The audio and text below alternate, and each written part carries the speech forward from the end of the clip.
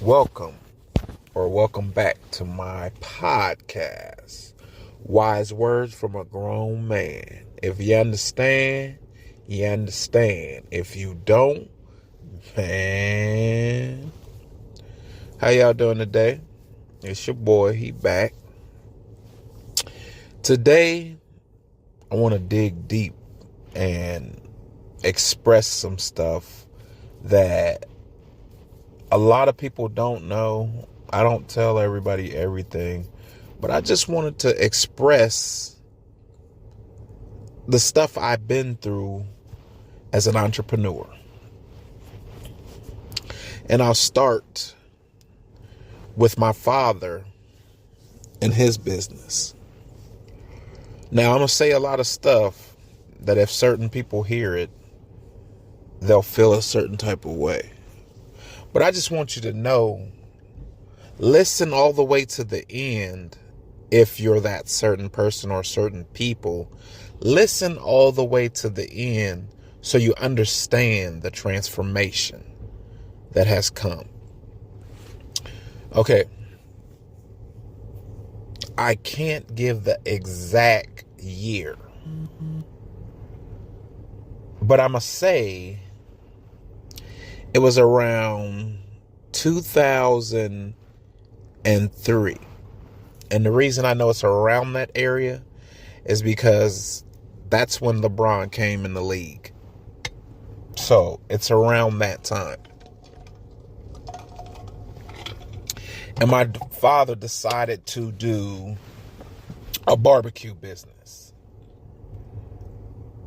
And what he started out with, because I was there from the inception of the business. So the first thing my father did was, a friend of his used to make barrel grills. So he said, "Tommy, you cook good food. Why don't you barbecue and make it a business?" And my dad said he was thinking about doing that, but he just didn't know really how to start. And he said, "Let's start right here." This person is, both my father and this person have passed on. So they're both gone. But he had a barrel and he cleaned it out. We washed it out. You know, I actually took it to the car wash myself and I cleaned it out. So yes, I've been there from the giddy up. I didn't want my father picking this barrel up. It was kind of heavy. So back in the days, Corey, I was really strong. I was really strong. I can pick up refrigerators, stoves, all that type of stuff. So what I did was I picked it up and put it on his truck. The guy's truck, because my dad didn't even have a truck at that time. I picked it up and put it on that guy's truck, and he drove me to the car wash. So I washed it out, cleaned it out, and brought it back to my dad's house in the backyard. And that guy came over and made brackets to go under it. So that was the inception of T-Man's Barbecue, which was the name of my father's business. And he said, "Corey, we're going to make a run at this, son."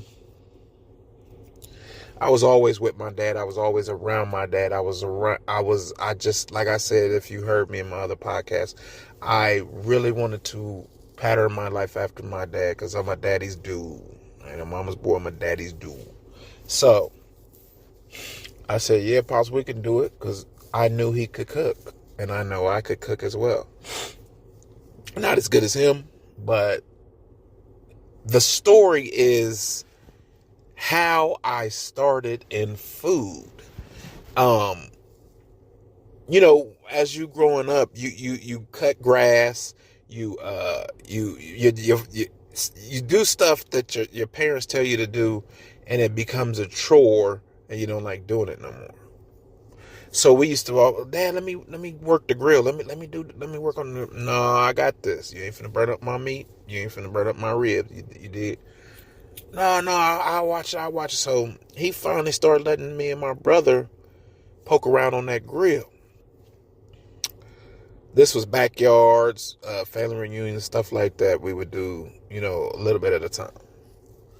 So, like I say, when he started the business, the inception of the business, he started cooking. And one of the first places that we went to was the Sunoco gas station. When we started out there, we started out with absolutely nothing but the barrel grill. My Uncle Sonny used his truck and pulled it out there and set it, and I got it off. Me and my brother set it down, and he would come back and pick us up, after we get done. So for a couple of weeks, we was out there selling ribs and chicken. That's all we sold when we first started. We were selling ribs and chicken, and I'm telling you, it was going like hotcakes. If you live in the town we live in, you know about T-Man's Barbecue. My dad didn't have a name yet. He didn't even have a name yet. We was just selling barbecue, and everybody knew us, our last name and whatnot. They knew of us. You know what I'm saying? So, and my dad had worked at a community center where he cooked and stuff, so people knew that he cooked. So, it was going great. It was going great. And then someone called the health department. And the health department came out and they was like, you guys can't be out here selling food and you don't have a license. And we was like, what, a license for what? To sell food? Because if you grew up in the hood or anything like that, you can get your barbecue grill and sell plates. And nobody called the people on you. Nobody said nothing. But in this area where we are, there was a different code. You know what I'm saying? Like, different set of people. Where we come from, it was a little darker shade, if you get my meaning.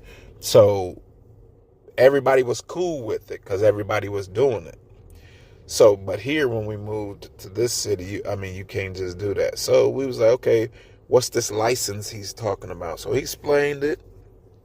The health department came out. They was like, you guys need a license. You can't be out here selling food on the street. So we inquired about it, and then we got a license.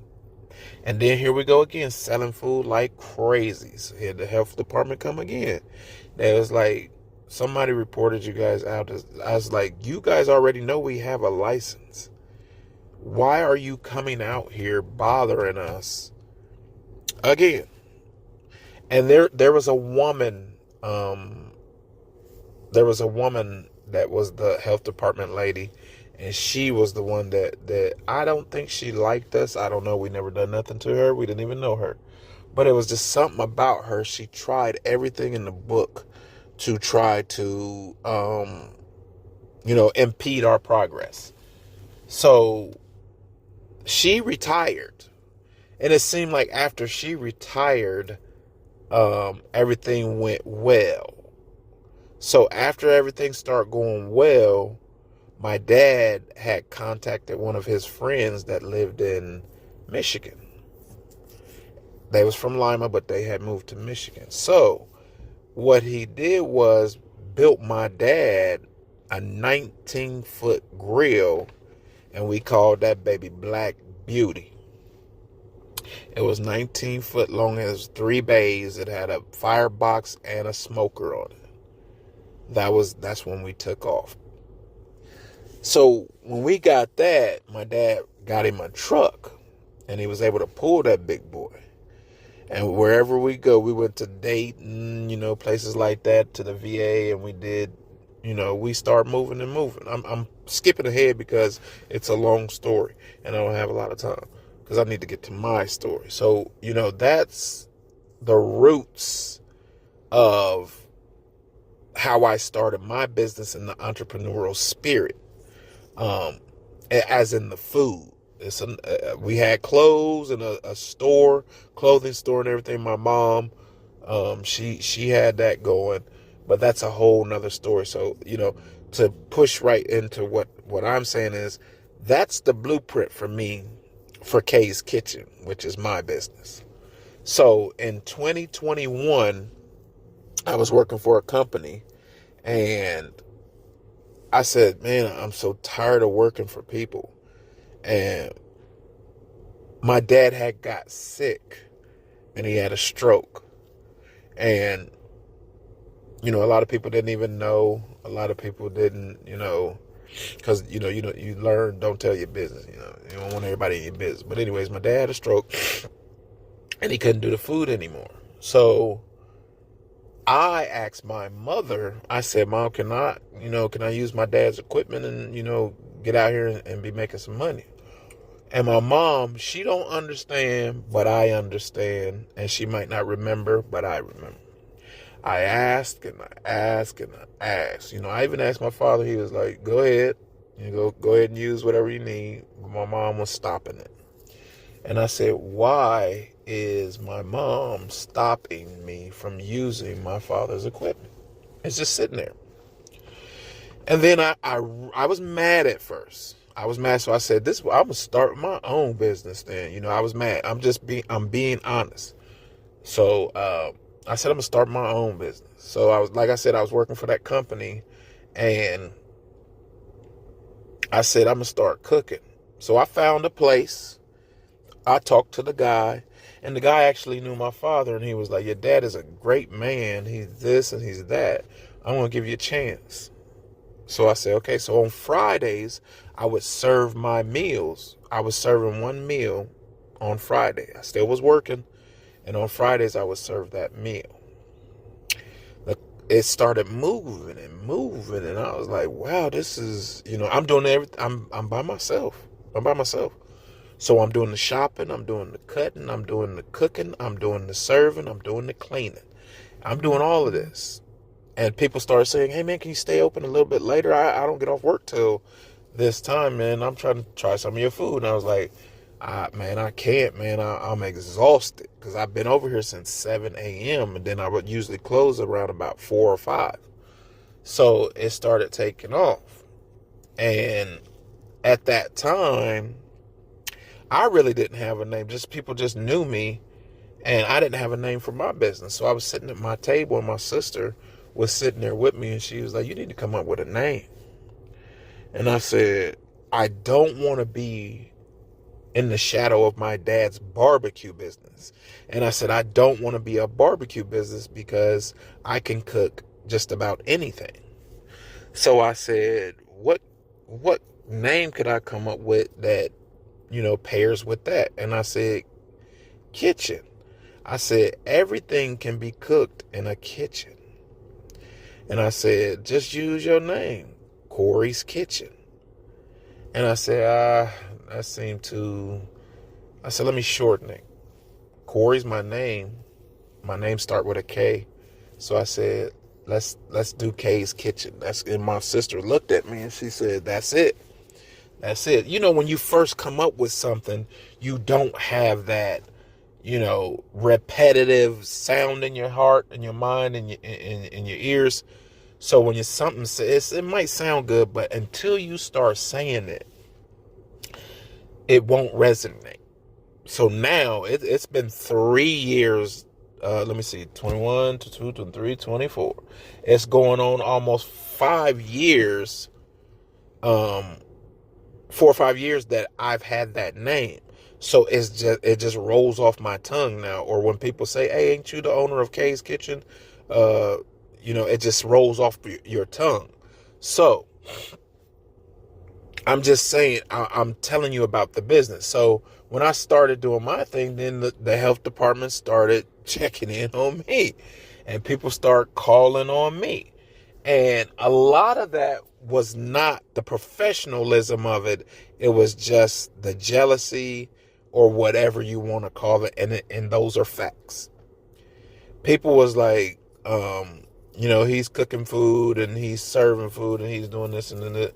And I was like, okay, I'm not on the street anymore. I'm inside. But I didn't know you still have to get a license. So after I started getting my license, they kept calling, just like with my father. And they kept calling because people didn't know that I was getting a license. So like I said, that's how I know that it was mere jealousy and destruction from people's tongue, you know, because I'm trying to do something different. I'm trying to be something. And you know, when you're trying to do something, people be like, I don't want to do it, so I don't want them doing it either. So I'm telling you this as an entrepreneur, that all the stuff I had to go through. And one thing is not knowing the business aspect of it. I knew the cooking part. That's hands down. I can cook. But I didn't know the logistic part of it, where I had to get my license. I had to be through the state of Ohio for my articles of organization. I had to get a serve safe, which just shows you know the proper way to do food temperatures and whatnot. So all this stuff was trial and error, me learning.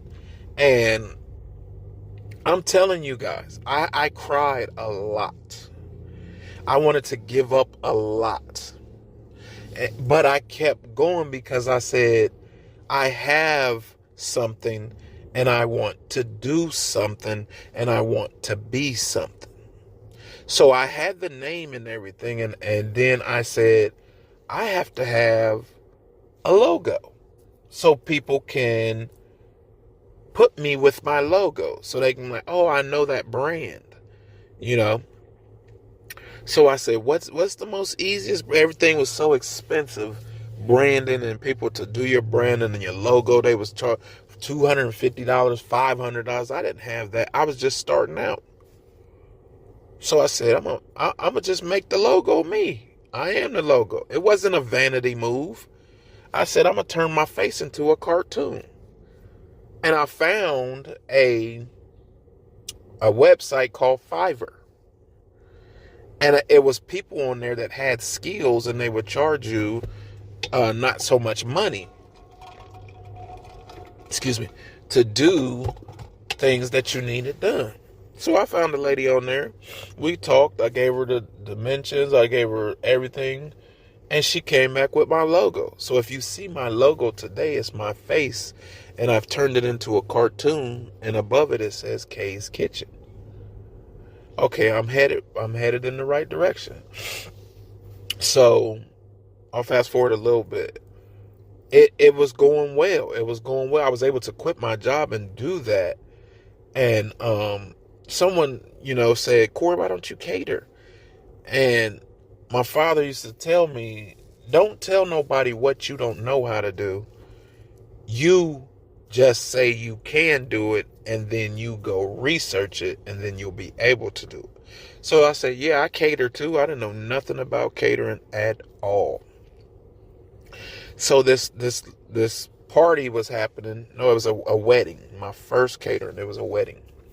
And they gave me a list of everything they wanted, which is easy. I can cook. I ain't even worried about that. But I said, how am I going to take this food over? Like I said, I didn't know nothing about catering. I didn't have any chafing dishes or any of that stuff. I didn't know.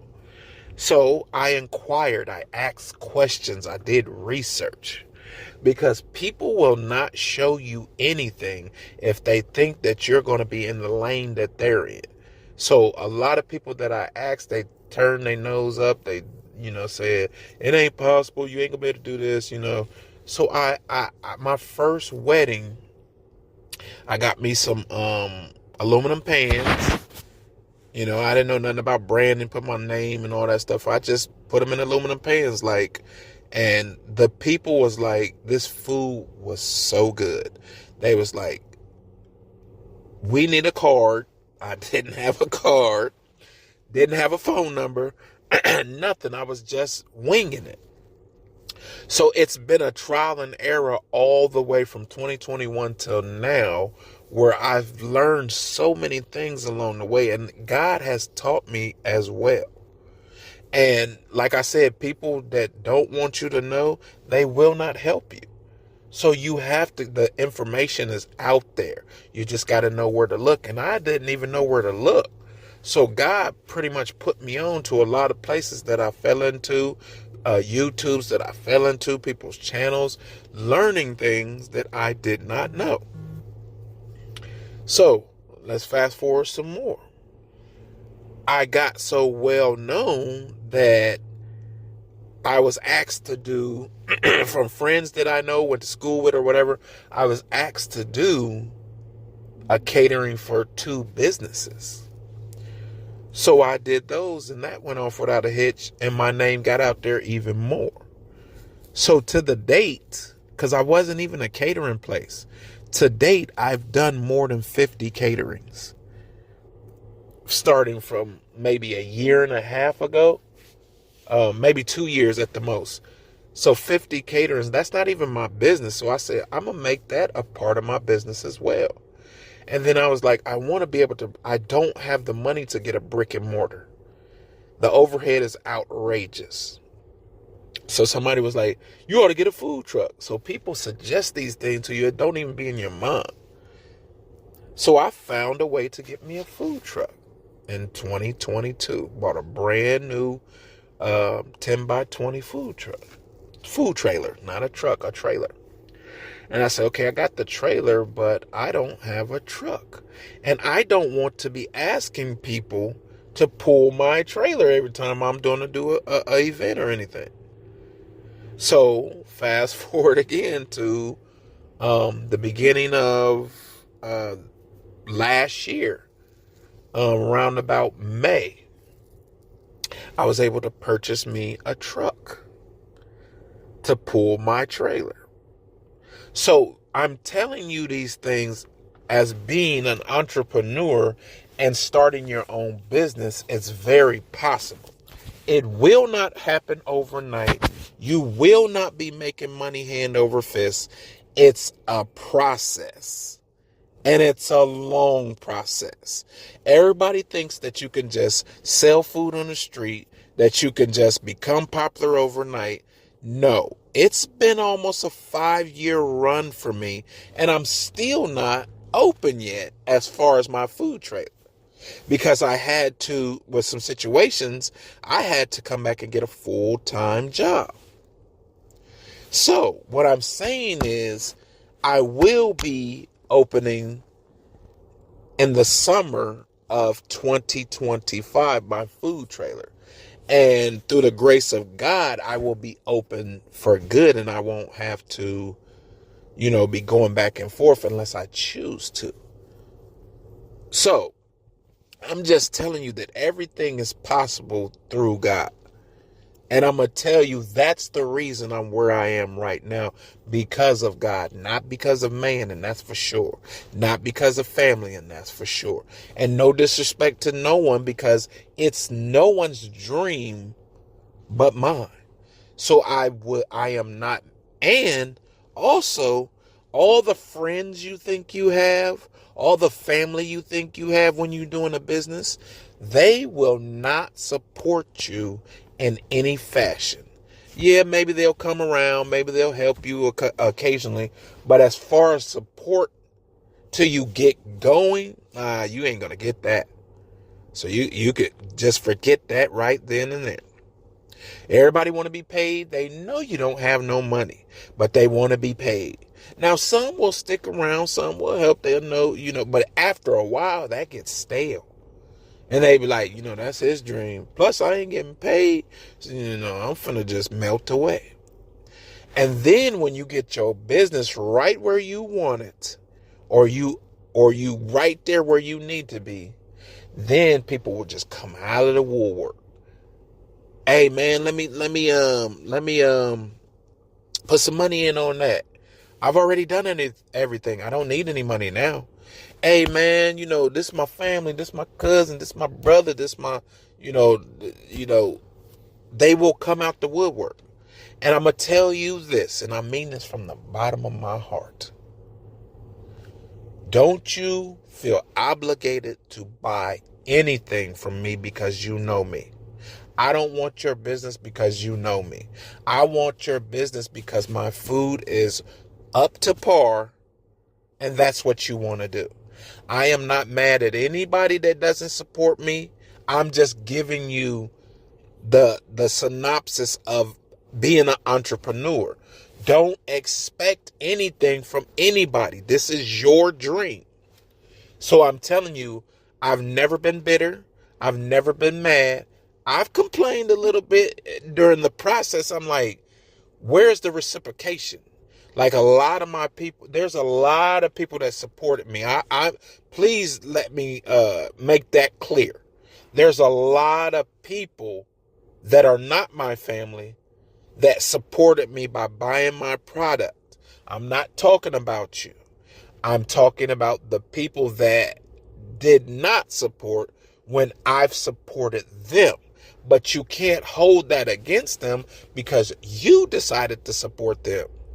Even though they asked you, you decided to. So you made up in your mind that you wanted to support them.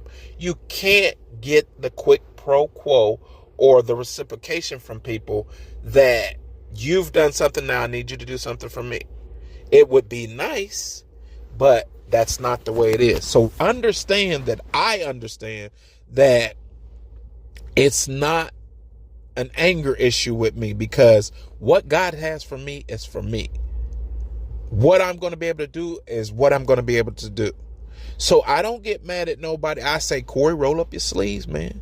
I've started my health journey. It's been almost 2 months now that I've been going on this health journey, and I've lost weight and I'm eating correctly, because I know that I'm going to have to be the one that runs my business, because I can't afford to pay people and have a staff at this time until I get started well into another year maybe.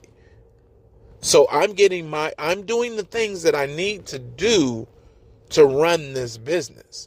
I know this has been kind of a long-winded thing, but please listen to all of the words that I'm saying and giving you the ins and outs of being an entrepreneur. It's very hard. You can't get a loan from the bank because you ain't established. It's been hard to buy all this equipment, but I bought it one thing at a time. One thing at a time. I get some money over here, I buy this. But I said, so I have so much stuff for my business that it's misplaced. I have it all over the place. And I've lost stuff as well. Because I just buy because I need this, I need that. And I want to make my business as easy as possible for me, because I have to run it by myself. And that's no shot or slide at anybody. I cannot wait on you. If you want to be a part of my business, I'm just saying, family members and whatnot, you have to show me, man. I can't go on words no more. Words don't get the work done. So, like I said, I'm not mad at anybody and not blaming anybody, because this is my dream. And Corey's dream is going to come true. I'm just letting you know, once I get started and I get going, don't jump on the bandwagon talking about you got a place in here and this and that. This is how you got to be. You got to be straight up and down like 6 o'clock, and that's what I am. Now, if I have enough money or I've gained enough followers and things of that nature where people are, supporting me, then I could be able to hire somebody to help me out. Because I don't have no problem paying people. It's one thing about me. I will never rip people off. And I will still pay you, and because I was paying people before and I was doing the work too. If I'm paying you, I shouldn't have to do a thing. But I still get in there because it's my business. And another thing, I'd like to show appreciation for everybody that has supported Kay's Kitchen and all the people that will support Kay's Kitchen. So that's all I got to say. Like I told y'all, when I'm done or a thought has been put forth, that's it for me. And this is I think this is the second to last podcast of the audio. I have maybe one or two more. No, I have two more after this. After this, that will be the end of season 1. Season 2 will start January 10th. And those will be videos. So you'll be able to see me, see my expression, feel me. I know you probably can feel that through the audio, but January 10th, 2025, I will start my video, my interviews, and me. You'll be able to see me. So I appreciate you guys. And until next time, it's wise words from a grown man. If you understand, you understand. If you don't, man.